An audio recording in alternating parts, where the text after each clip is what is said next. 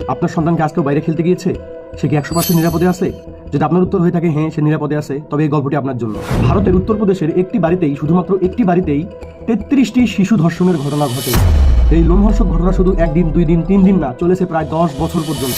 আপনি যদি আপনার সন্তানকে সুরক্ষিত রাখতে চান, কিংবা আপনার প্রতিবেশী কিংবা আপনার বন্ধু বান্ধবের সন্তানকে যদি সুরক্ষিত রাখতে চান, তাহলে এই ভিডিওটি না টেনে সম্পূর্ণ শেষ পর্যন্ত দেখুন এবং এই ভিডিওর মাধ্যমে যে মেসেজ বা যে শিক্ষা আপনি পাবেন, এই শিক্ষা সকলের মাঝে ছড়িয়ে দিতে সহায়তা করুন। একদম শুরু থেকে শুরু করা যায়।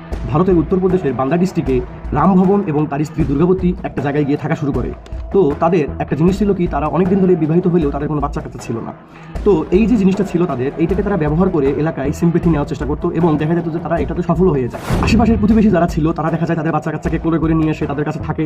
বাচ্চা কাচ্চা তাদের কাছে দেখা যায় বিভিন্ন ধরনের খেলাধুলা জিনিসপত্র থাকে, সেই সব জিনিসপত্র নিয়ে খেলাধুলা করে এবং দেখা যায় বাচ্চা কাচ্চার পিতামাতারা তাদেরকে তাদের বাসায় রেখে নিজেদের বাসায় গিয়ে কাজকর্ম করে এবং বাচ্চা কাচ্চা ওখানে থাকতে বেশ স্বাচ্ছন্দ্য বোধ করে, যেহেতু অনেক ধরনের খেলাধুলা আছে, জিনিসপত্র আছে। হ্যাঁ, মোবাইল ফোন দেওয়া হয় তাদেরকে, নানান ধরনের খাবার খাওয়ানো হয় তাদেরকে। এইরকম করে বাচ্চা কাচ্চাকে দেখা যায় বেশ তাদের প্রতি আকর্ষিত করে রাখা হইতো। দেখা যায় একসময় বাচ্চা কাচ্চারা তাদের বাসায় যাওয়ার জন্য কান্নাকাটি পর্যন্ত করতো যে ওখানে যাবে, ওখানে অনেক খেলাধুলা জিনিসপত্র আছে। হ্যাঁ, বাচ্চা কাচ্চার মা বাবারা করতো কি, তাদেরকে নির্দ্বিধায় সেখানে পাঠিয়ে দিত। তো বাচ্চা কাচ্চারা রীতিমতো তাদেরকে সান্টা ক্লজ আঙ্কেল আন্টি বলে ডাকা শুরু করেছিল। কিন্তু এই সুযোগটাকে ব্যবহার করে এই রামভবন এবং তার স্ত্রী দুর্গাবতী 10 বছর যাবত এক ভয়ঙ্কর পরিকল্পনা করে এবং এই সুযোগটা ব্যবহার করেই রামভবন এবং দুর্গাবতীর এক ভয়ঙ্কর পরিকল্পনা চলে। রামভবন ওখানকারই স্থানীয় এক সরকারি অফিসের কর্মচারী ছিলেন এবং দুর্গাবতী ছিলেন হাউস ওয়াইফ। তো দেখা যায় তো দুর্গাবতী সবসময় বাসায় থাকতো এবং বাচ্চা কাচ্চাও সবসময় সেখানে থাকতো এবং রামভবন যখন অফিস থেকে ফিরতো, বাচ্চা কাচ্চা দুজনে খেলাধুলার জিনিসপত্র নিয়ে আসতো।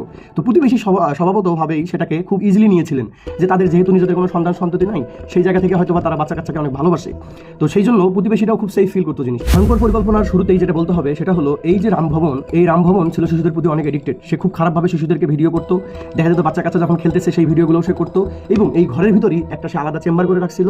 সেই চেম্বারের মধ্যে চলতো তার নির্মম নির্যাতনের এক ইতিহাস। কত রামভবন দেখা যায় খুব ছোট থেকে 3-4 বছরের বাচ্চা থেকে নিয়ে 15-16 বছরের বাচ্চা পর্যন্ত এই নির্মম নির্যাতন চালাইতো। শুরুতে তারা বাচ্চা কাচ্চাকে খেলাধুলা জিনিসপত্র দিয়ে বসে আনতো, বিভিন্ন খাবার খাওয়াইতো, মাঝে মাঝে ঘুমের ওষুধ খাওয়াইতো খাবারের মধ্যে মিশিয়ে দিয়ে।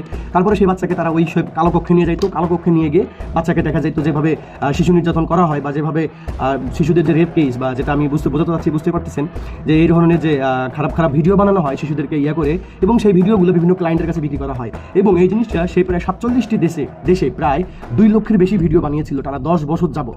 এবং এই যে 10 বছর যাবত তাদের এই যে কালো কাজ চলতেছিল, অথচ তারপরেও ভারতের কোনো মিডিয়া কিংবা ভারতের পুলিশ প্রশাসন কোনো কিছুই তাদেরকে ডিটেক্ট করতে পারেনি।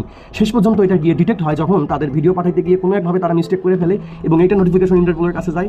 ইন্টারপোল থেকে ভারতকে জানানো হয় যে আপনাদের দেশ থেকে এরকম একটা ওয়েবসাইটে নানান ধরনের এই যে শিশুদের যে রেপ কেসে যে ভিডিওগুলো আছে এই জিনিসগুলো তাদেরকে পাঠানো হচ্ছে, বিভিন্ন ওয়েবসাইটে বিক্রি করানো হচ্ছে।